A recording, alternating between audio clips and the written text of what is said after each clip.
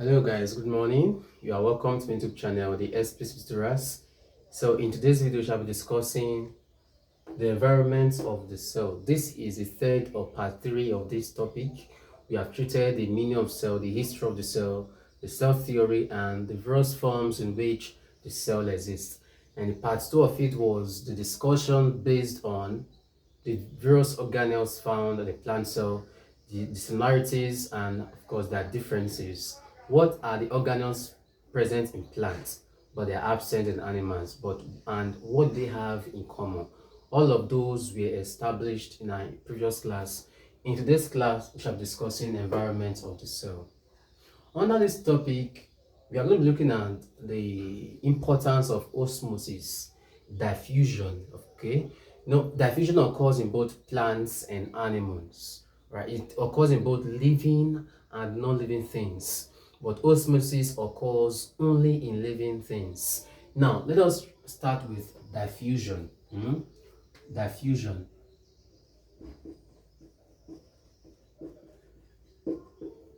Of course, diffusion, as the name implies, is not a new topic, all right? It's not new to us. In one way or the other, our teacher must have taught us in our secondary school days the meaning of what? Diffusion. Diffusion is the movement of solid, liquid, and gaseous molecules. Diffusion is the movement of solid, liquid, and gaseous molecule from a higher region of concentration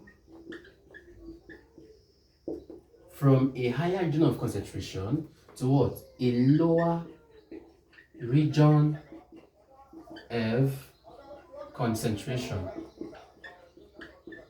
Diffusion, which occurs in both living and non-living things, it is a movement of solid, liquid, and gaseous molecules from a higher region of concentration to a lower region of concentration until they attain a state of equilibrium.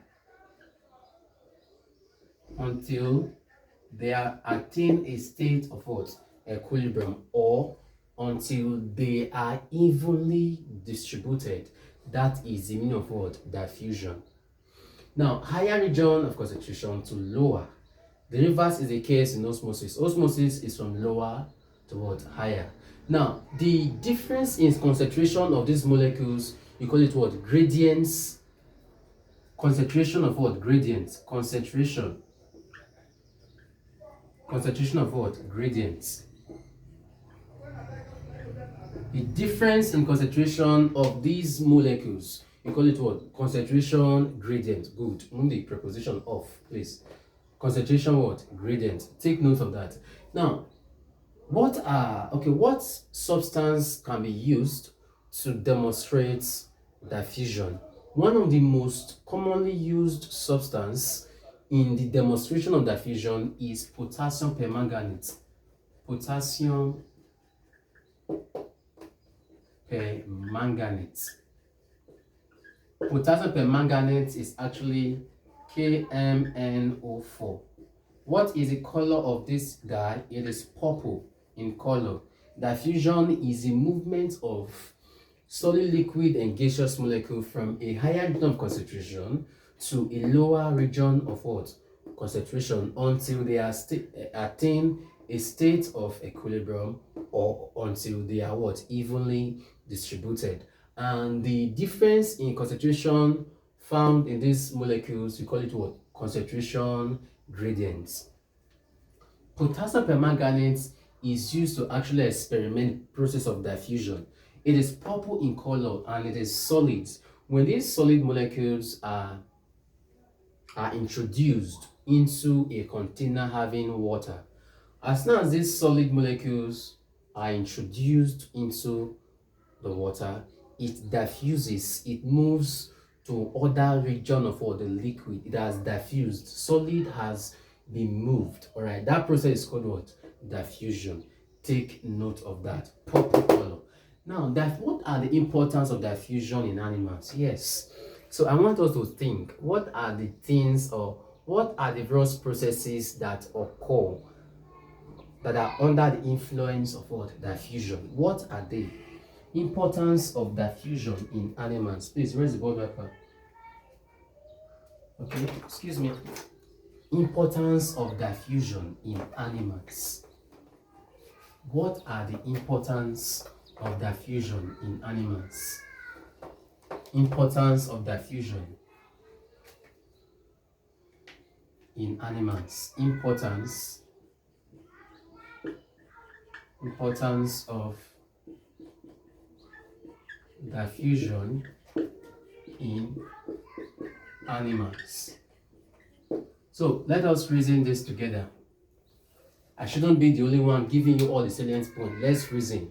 What are those activities, or what are the activities that occur in the body, and you think this is under the influence of diffusion and this one is under the influence of what? Osmosis.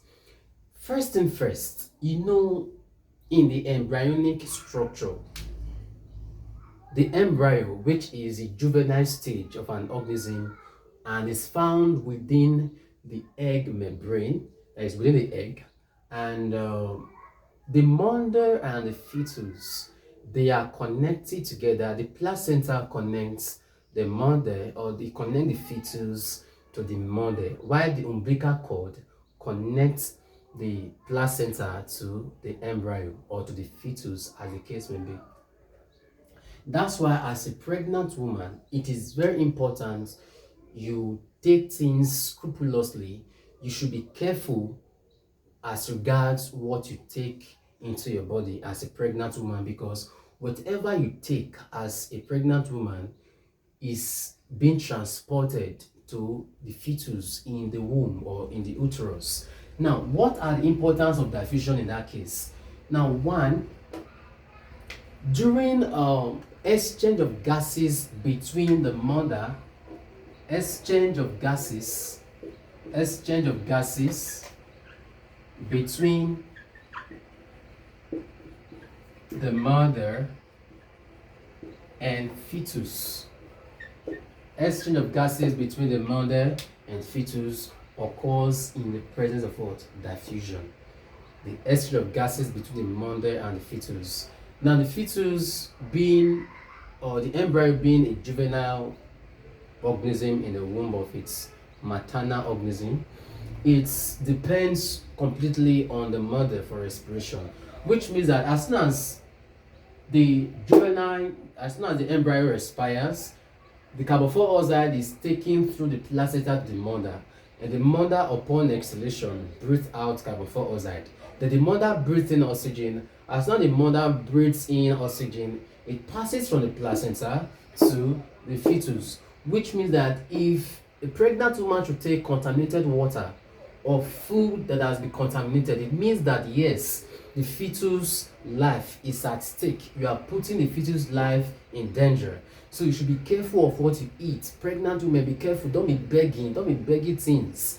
You are pregnant, you are begging your neighbor for food. Don't you know that as soon as you give birth, it goes one. When you are pregnant, meet your husband to get you whatever you need. Don't be begging. Please be careful of what you take into your body. It is very important. There's one disease called echinococcus. Oh God. Echinococcus is caused by Echinococcus granulosus. Now, this disease is actually an invasive disease. It's found in the heart, lungs, kidney, and even the brain. Now, how is this disease, how does it enter into the body? It enters into the body when a person feeds on contaminated food or what? Water. When water has been contaminated by the cysts. Alright, the larval stage is actually the cysts, and it is this cyst it uses to invade its host. So please, pregnant woman or pregnant women, be careful of what you take in. Be very, very careful because of the child in your womb. Please, the exchange of gases between the mother and the fetus is by what? Diffusion. Then two, yes, Let me restrict everything to mother and fetus for now. Apart from exchange of gases between the mother and the fetus, there are other things that occur between the both of them. Two, during the movements, during the transportation of nutrients, all right, by the placenta, from the mother to the fetus, is by diffusion. When dissolved nutrients enter, when the mother ingests food molecules, after the process of diffusion, you now have what? Absorption. After absorption, you now have what? Assimilation. Now, when the food molecules have broken down, nutrients are transported from the mother to the fetus through where? Through what? The placenta. And this must be done under the influence of what? Diffusion. So please, pregnant women, be careful.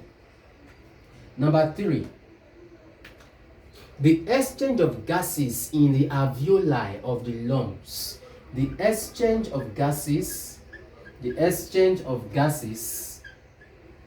in the alveoli of the lungs also occurs under the influence of what? Diffusion. The exchange of gases in the alveoli. You know, the alveoli is the major region where gaseous exchange occurs. All right. Number 4. Now, the loss of water. Now, the cutaneous type of respiration that adult toad undergoes. The cutaneous type of respiration that an adult toad undergoes is under the influence of what? Diffusion. When an adult toad or frog carry out the respiration with the use of the moist skin, you call it what? Cutaneous respiration. But when it's done through the mouth, you call it what? Buccal respiration. And when it's done using the lungs, you call it what? Pulmonary respiration. So the type of respiration in which the toad uses a moist skin for respiration is under the influence of what? Diffusion. Take note of that. Number 5, you know that hormones, endocrine glands, they're actually glands that are ductless. That is, they don't have ducts, and their primary aim is to produce hormones. What are hormones? Hormones are chemical substances produced in minute or smaller quantity by an endocrine gland or a ductless gland from one part of the body to what? Another. On reaching the target organ, they exert their function. So which means that when when these hormones are produced in the body, they move to other parts of the body, or they move directly into the bloodstream under the influence of what? Diffusion. You say hormones when produced by endocrine gland are transported into the blood stream by diffusion. So when hormones are produced, hormones of course are chemical substances produced by endocrine or a ductless gland from one part of the body to another. On reaching the target organ, they exert their functions. We have different types of hormones: adrenaline, thyroxine, gonadotropins, somatotrophins, antidiuretic hormone, prolactin, oxytocin. These are hormones in animals. Alright, in plants we have the cytokinin, the ozine, the ghrelin, the abscisic acid, and we have cytokinin, ozine, ghrelin, abscisic acid, and ethylene. I know we have domain, formin, chromatin, but the major plant hormones are 5 in number: ozines, cytokinin, gibberellin, abscisic acid, and what? Ethylene. These are the 5 major plant hormones. Domain, formin, chromatin. All of these are accessory hormones. They are not as important as the five hormones I mentioned. Okay, so these are some importance of diffusion in animals. Okay, now let us orally discuss importance of diffusion in plants. What are the processes that occur? And you say this one is under the influence of diffusion in plants. All right, the process whereby plant loses water in the form of vapor is is as a result of what? Diffusion. When a plant loses water in the form of vapor, you call it what? Transpiration. Transpiration. When a plant loses water in the form of vapor, you call it what? Transpiration. And transpiration is measured using an instrument called photometer. I did not say photometer, I said photo, like P-O, photo. It is measured using what? Photometer. Now, the process whereby plant loses water in the form of liquid is also under the influence of what? Diffusion. And you call that what? Guttation. When the plant loses water in the form of vapor, you say transpiration. When it loses water in the form of liquid, you say what? Guttation. Take note of that. Now, in plants, the movement of oxygen through the stomata of the leaf is also a type of what? It also occurs under the influence of what? Diffusion. Yes, plants, they carry out, they need some young plants or seed, they require oxygen for survival. Yes, you're asking me, I thought it's only humans that need oxygen. No, plants, young plants and seeds, they require oxygen to what? Survive. So the movement of oxygen through the stomata of the leaf is due to what? Diffusion. Another one, we humans, we breathe out carbon dioxide. When this carbon dioxide is released to the external environment, it is taken or it is transported through the stomata of the leaf during photosynthesis. You know that green plants, they are capable of photosynthesizing their food molecules in the presence of oxygen, in the presence of carbon dioxide, water, mineral salt, moderate temperature, enzymes and hormones. Then under the presence of, or in the presence of, sunlight and chlorophyll. As a YX student, you are asked the meaning of photosynthesis. You start by saying it is a process whereby plants produce their, you are wrong. For you to have said that it's probably plants. No, it is a process whereby green plants, manufacture or synthesize or produce their own food with the use of carbon dioxide, water, moderate temperature, enzymes, hormones, in the presence of sunlight and chlorophyll. Oh God. The examiner will look at the script and say, this guy is an erudite scholar. Straight ahead. But when you're saying it is a process by a plant, no, it is not. We have plants that are not chlorophyllous, don't have chlorophyll, okay? Fungi do not have chlorophyll, so be careful of your words. So these are what we have under what? Diffusion. Now, I said diffusion occurs in both living and non-living things. What are the practical examples of diffusion that occurs in living things? The spraying of insecticides in the room. You refuse to clear your compound. Your compound has a lot of stagnant water. These are breeding sites for mosquitoes. You now start seeing mosquitoes, they are eating me up at night. The spraying of insecticides in the room is by what? Diffusion.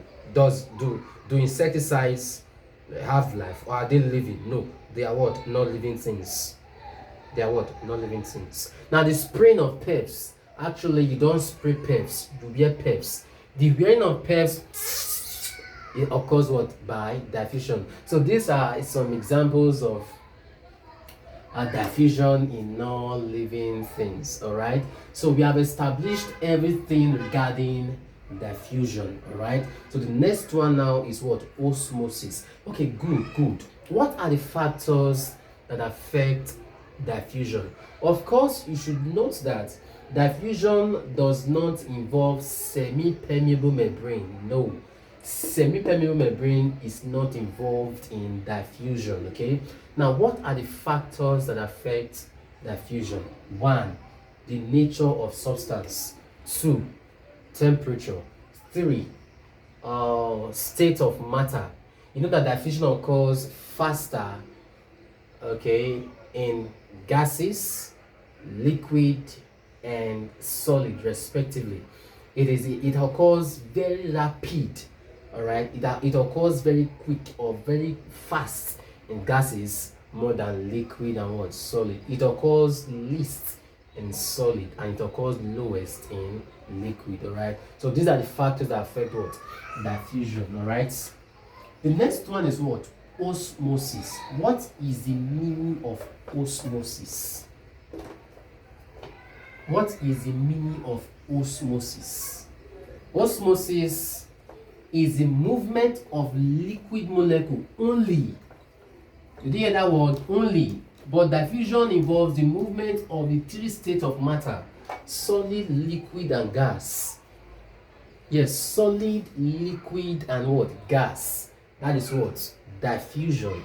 But in osmosis, it involves the movement of liquid molecule only from a lower region of concentration to a higher region of concentration through a semi-permeable membrane. I recap. Osmosis is a movement of liquid molecule only from a lower region of concentration to a higher region of concentration through a semi-permeable membrane. Now, osmosis is best experimented in raw Dioscorea species. Is best experimented in raw Dioscorea species. What is the common name of Dioscorea species? It is what? Yam. All right. Now, before I go into the experiment, what are the factors that affect osmosis? What are the factors that affect osmosis? 1, presence of strong solution called salts or sugar solution. All right, then 2, presence of weak solution. Of course, a good example is what? Distilled water or water what? Solution. Then number 3, presence, which is very important, presence of selectively permeable membrane. If I don't say presence of selectively permeable membrane, all right? Yeah. Oh, okay, it's correct. If I don't say presence of, I don't want to be together, please. If I don't say presence of selectively permeable membrane, I will simply say presence of what? Semi-permeable membrane. Okay, so these are the factors that affect the rate of what? Osmosis. All right, now I said osmosis is best experimented in what? Dioscorea species. When you get the Dioscorea species, just cut it half it, do not peel the body of it. Now put it in a container that has water. Then on the middle of the Dioscorea species, creates a hole inside. Once this hole is created, put salt inside of it and add water. Do not stir. Just, you have something like this. You have water container here. All right, it's inside water. Just leave it. As soon as these salts and water are placed in this region, all right, it is moved it is transported to other parts of what? The Dioscura species, to other part, because the part of this yam or Dioscura species is semi-permeable, that it has some level of porosity, it has pores in it, so something can pass through into it and something can also live through it. So please take note, raw yam or Dioscura species is used to experiment the process of what? Osmosis. Take note of that. Now, in osmosis, there are three types of solutions. In osmosis, there are three types of solutions. One, you have hypertonic solution. Two, you have hypotonic solution. All right, and three, you have isotonic solution. Now, these are the three types of solutions in osmosis. Now, the question is, what is the impact of these solutions to a given cell? What is the impact of these solutions to a cell or in a cell? Now, hypertonic solution is also called a very strong solution. All right, a very strong solution. That's where you have the salt solution. When a cell, listen, this is where this where JAM test most students of. Okay, 4. Is it off? Off, yes. This is where JAM tests most students of. Hypertonic solution, I told you, is a strong type of solution. Fine, good. What is the impact? What will they do? What will be the impact of hypertonic solution when a cell is placed in it? When a cell is placed in hypertonic solution, there's what? An outward movement or flow of water from the cell to the environment of the solution. You therefore see that the outward movements or flow of water from the cell of an organism, all right, into this environment, you call it what? Plasmolysis. All right. The concentration of the concentration of this solution is so strong that the cell, when placed in it, is not able to absorb water. Instead, it loses water. All right, water flows outward, or it leaves the cell into the environment of this solution. Thereafter, since it loses water, you call it what? Plasmolysis. Then after, it becomes what? It shrinks. So you say the shrinking of the cell when placed in hypertonic solution, you call it what? Plasmolysis. When a cell is placed in hypertonic solution, it loses water, and process whereby it loses water is called what? Plasmolysis. What is the impact of plasmolysis in a given cell? It causes it to what? Shrink. It causes it to what? Shrink. Now, what about hypotonic? Hypotonic. In hypotonic solution, of course, it is what? A weak type of solution. When a cell is placed in this weak solution, it absorbs water. The key word there is that it loses water, but this one, it absorbs water. It absorbs water. All right, you call that what? Hemolysis.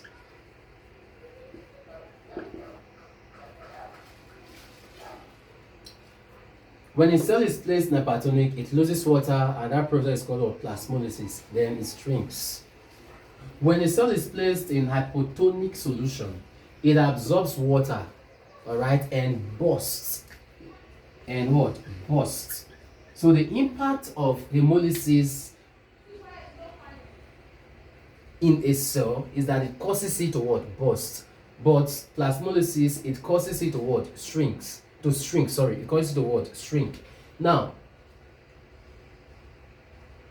the bursting of the red blood cell when placed in hypotonic solution is called what? Hemolysis, because it has absorbed so much water. But when the cell is placed in isotonic means what? Iso means the same. Now, when a cell is placed in isotonic solution, it do not have any effect because the concentration of this solution is the same with the concentration of what? The cell. Okay, so it do not have any effect on it. Okay, hemolysis causes what? Bursting, because it has absorbed so much water. Plasmolysis causes what? Shrinking, or that is it's also, you use the word crenate. When a cell crenate or shrink, you call it what? Plasmolysis, because it has lose so much water. Now, that is for that. Okay, you have what is called flaccidity and turgidity. When a cell loses water into the atmosphere than the water they absorb from the soil, you call it what? Flaccidity.